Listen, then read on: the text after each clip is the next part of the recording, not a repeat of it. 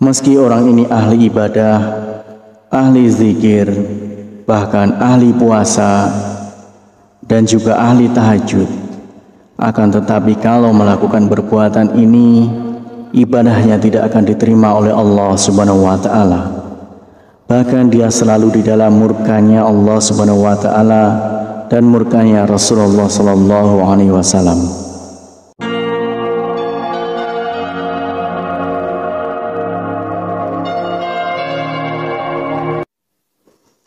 Bismillahirrahmanirrahim. Assalamualaikum warahmatullahi wabarakatuh. Syukur alhamdulillah kita bisa berjumpa lagi di channel ini. Salawat dan salam semoga selalu tercurahkan kepada junjungan kita Nabi besar Muhammad sallallahu alaihi wasallam. Allahumma shalli ala sayyidina Muhammad wa ala ali sayyidina Muhammad. Saudaraku seiman yang dirahmati Allah, banyak maksiat yang dilakukan oleh manusia, namun tidak disadari perbuatan itu dapat meruntuhkan semua ibadah dan dapat tertolak semua ibadahnya kepada Allah Subhanahu wa Ta'ala. Meski orang ini ahli ibadah, ahli zikir, bahkan ahli puasa, dan juga ahli tahajud, akan tetapi kalau melakukan perbuatan ini, ibadahnya tidak akan diterima oleh Allah Subhanahu wa Ta'ala.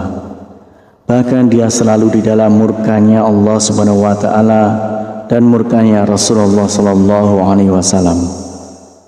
Dulu ada seorang lelaki bernama Alqamah, seorang yang rajin dalam masalah ibadah, sholat, puasa, dan sedekah.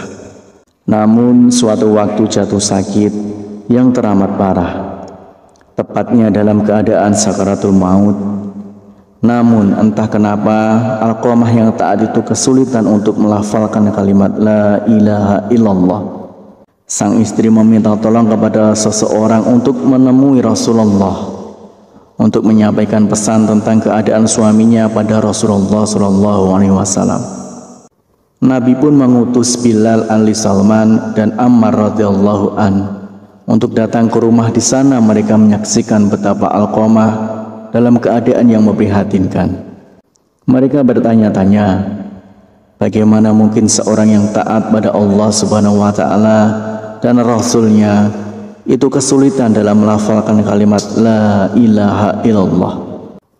Lidah Alqamah seperti terkunci ketika akan melafalkan kalimat itu. Merasa khawatir, mereka kini mengutus Bilal untuk menyampaikan apa yang mereka saksikan kepada Rasulullah Sallallahu Alaihi Wasallam. Rasulullah pun bertanya, apakah Alqamah masih memiliki ayah dan ibu? Ayahnya sudah meninggal, tapi dia masih memiliki seorang ibu yang sudah tua. Rasulullah Sallallahu Alaihi Wasallam meminta Bilal, coba temuilah ibu Alqamah, aku titip salam untuknya. Jika dia masih mampu berjalan, dia bisa menghadapku. Jika tidak bisa, maka aku yang akan ke sana. Sebagaimana yang dikatakan Rasulullah Sallallahu Alaihi Wasallam. Bilal menyampaikan itu pada ibu Alqamah tanpa menambah dan mengurangi satu kata pun. Ibu Alqamah berkata, lebih baik aku yang menemui Rasulullah. Meski sedikit bertahti-tahti dengan tongkat sebagai penyangga, ibu Alqamah menemui Rasulullah. Dia mengeluhkan salam dan langsung disambut Rasulullah Sallallahu Alaihi Wasallam. Rasulullah bertanya, jadi bisakah ibu menceritakan bagaimana keadaan Alqamah yang sebenarnya?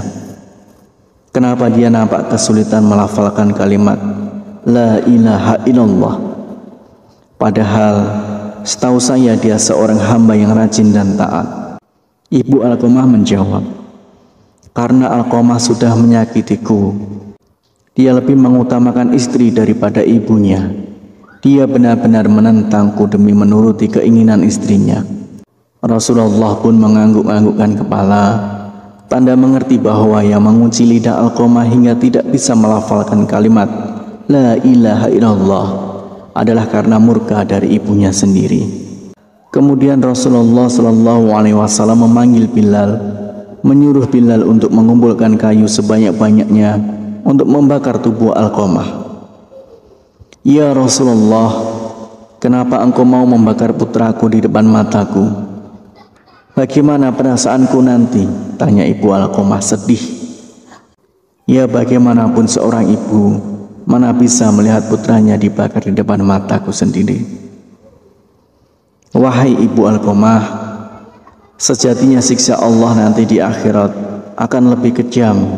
Segala amal yang dilakukan selama ini tidak dapat diterima oleh Allah karena terhalang akan siksamu. Kebajikan yang dilakukan jadi tidak berguna dan tidak bisa membantu selamat dari api neraka. Rasulullah SAW menjelaskan, jika engkau ingin putramu selamat dari api neraka, kau harus merelakan apa yang telah aku lakukan. Baiklah ya Rasulullah, aku akan memaafkannya. Aku sungguh tak sanggup mengetahui jika anakku akan masuk neraka karena diriku. Rasulullah memerintahkan Bilal untuk mengecek keadaan Alqamah, memastikan apakah Alqamah sudah bisa melambatkan kalimat La ilaha illallah atau belum. Karena jika sang ibu mengatakan semua itu hanya karena malu bukan dari hati, maka apapun bisa terjadi. Namun ternyata ibu Alqamah sungguh tulus telah memaafkan putranya, karena ketika Bilal sampai di pintu rumah Alqamah, dia mendengar Alqamah mengucapkan kalimat La ilaha illallah. Bilal lalu masuk dan memberitahu apa yang sebenarnya terjadi pada Alqamah. Itu tentang lidah Alqamah yang terkunci tidak bisa mengucapkan kalimat syahadat karena mendapat murka dari ibunya, bahwa segala amal yang dilakukan Alqamah tak dapat menolong karena murkanya seorang ibu. Hari itu setelah ibunya memaafkan Alqamah, dia pun kembali ke rahmatullah, lalu dimandikan, dikafani dan disalatkan oleh Rasulullah SAW. Setelah dikuburkan, Nabi Muhammad SAW berkata, wahai sekalian kaum muhajirin dan ansor, barang siapa yang melebihkan istrinya daripada ibunya, dia akan mendapatkan laknat dari Allah Subhanahu wa Ta'ala. Para malaikat dan sekalian manusia, Allah tidak akan menerima amalnya sedikit pun kecuali kalau dia mau bertaubat dan berbuat baik pada ibunya serta meminta ridhonya, karena ridhonya Allah tergantung pada ridhonya dan kemarahan Allah tergantung pada kemarahannya. Demikianlah satu dosa yang membuat semua ibadah kita ditolak.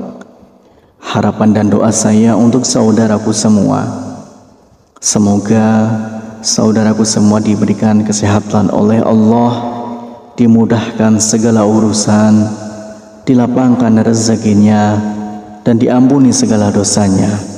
Amin ya rabbal alamin. Wassalamualaikum warahmatullahi wabarakatuh.